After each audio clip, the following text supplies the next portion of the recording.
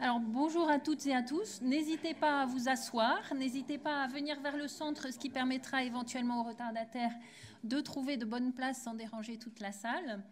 Donc j'ai le plaisir de vous souhaiter la bienvenue aujourd'hui pour cette conférence inaugurale organisée par Capital Collectif autour de l'actionnariat salarié. Donc merci d'être venus aussi nombreux. Alors, durant cet après-midi, avec beaucoup d'interventions, nous allons parler pas mal d'actionnariat salarié, bien sûr, essentiellement, mais aussi un petit peu d'épargne salariale. L'épargne salariale permet à l'actionnariat salarié d'exister, hein, avec la participation, avec l'intéressement, avec l'abondement distribué par les entreprises.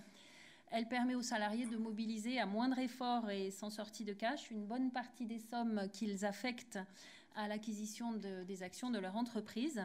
Et ensuite, l'épargne salariale via les plans. Donc, les plans d'épargne nous offrent l'enveloppe, le cadre juridique et fiscal qui fait de l'actionnariat salarié très certainement un des meilleurs placements qu'il soit dans l'univers des possibilités qui sont offertes aux épargnants. Voilà.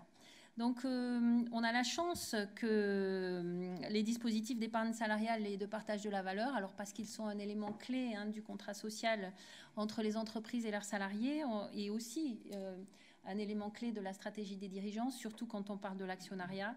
On a la chance que ces dispositifs soient au cœur des préoccupations du gouvernement depuis 2019, la loi Pacte, la loi partage de la valeur, pour ne citer que les principales. Ces textes les ont renforcés. Et au-delà des mesures prises, cette mise en lumière, elle contribue bien entendu aussi à la démocratisation et à la diffusion des dispositifs. Et donc, on a une vraie actualité sur ce débat. Cette actualité s'illustre aussi par le fait que nous avons désormais, c'est la première fois, une ministre déléguée en charge de l'économie sociale et solidaire, de l'intéressement et de la participation. Et on espère vivement, on en est convaincu, que ce contexte nouveau donnera aussi un écho favorable aux travaux qui sont menés par Capital Collectif. Alors, Capital Collectif, qu'est-ce que c'est? C'est, pour rappel, pour ceux qui connaissent un peu moins bien, c'est une nouvelle aventure qui est née de la rencontre entre les projets d'un chercheur, donc Thibaut Mirabel, qui nous présentera tout à l'heure une partie de ses travaux, rencontre de Thibaut avec Jean-Philippe Debat, donc président d'Equalis, et Jean-Philippe, inlassable promoteur de l'actionnariat salarié, bien sûr, dans toutes les sphères de l'écosystème, et puis bien sûr en privilégiant toujours les dispositifs les plus innovants. Voilà, donc Capital Collectif, il y a 4 objectifs principaux. Le premier, c'est développer la recherche académique autour de l'actionnariat salarié, rendre cette recherche plus visible en France. Elle est visible dans d'autres pays, mais elle est beaucoup moins chez nous. Et du coup, en créant évidemment un lien original qui existe peu et qu'on veut renforcer entre les chercheurs, l'université et puis les acteurs de l'épargne salariale et de l'actionnariat salarié et les entreprises.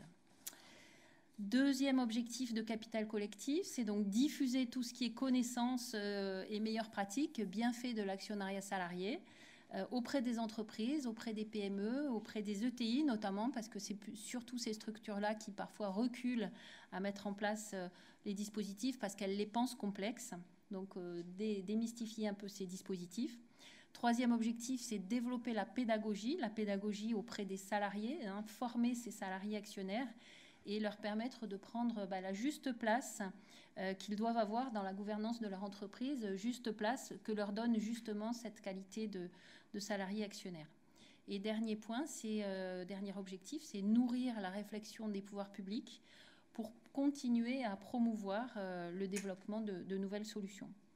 Donc Capital Collectif, c'est une association qui est indépendante et elle a vocation à regrouper différents types d'adhérents qui sont tous issus de l'écosystème de l'actionnariat salarié. Alors au premier rang de ces adhérents, bien entendu, et c'est pour ça que Capital Collectif a été monté, on trouve des chercheurs qui vont être issus de l'université ou des grandes écoles.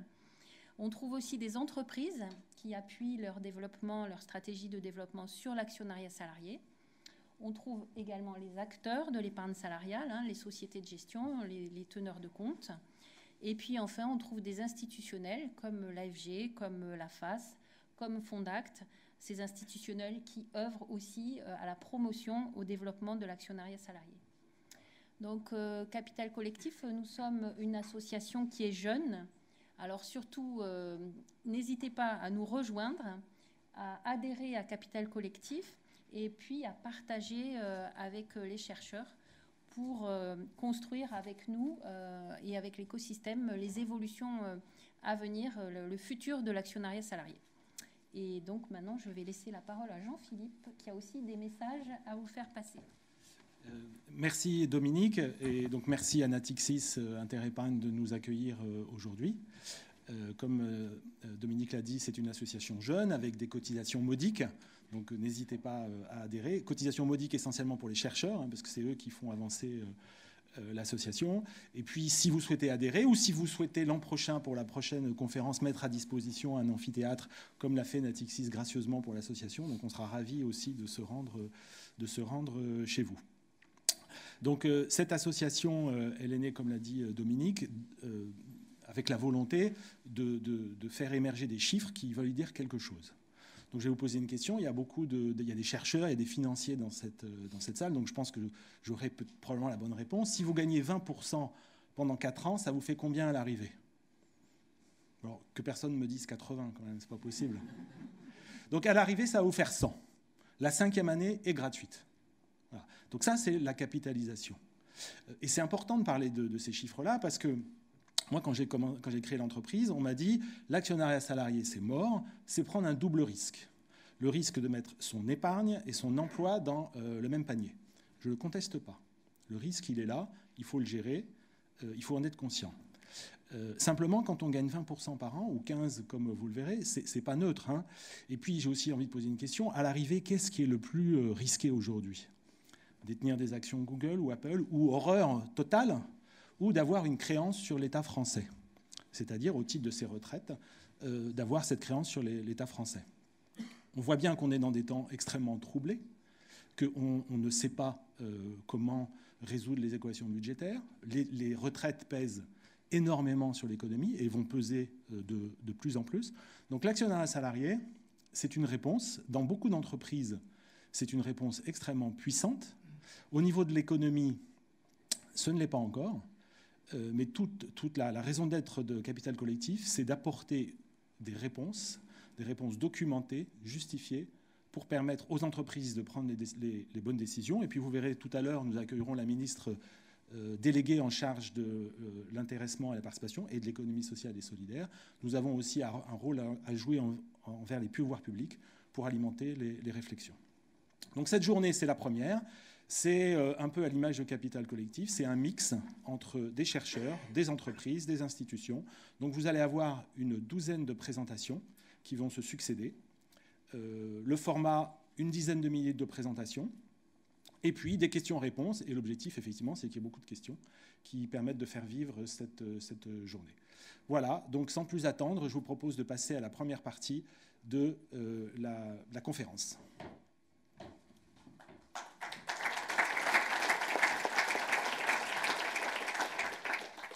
Du coup, pour la première partie de la conférence, on va avoir une intervention de Noélie Delahaye, qui est chercheure à l'IRES et qui est spécialisée en économie du travail, spécialisée en épargne salariale.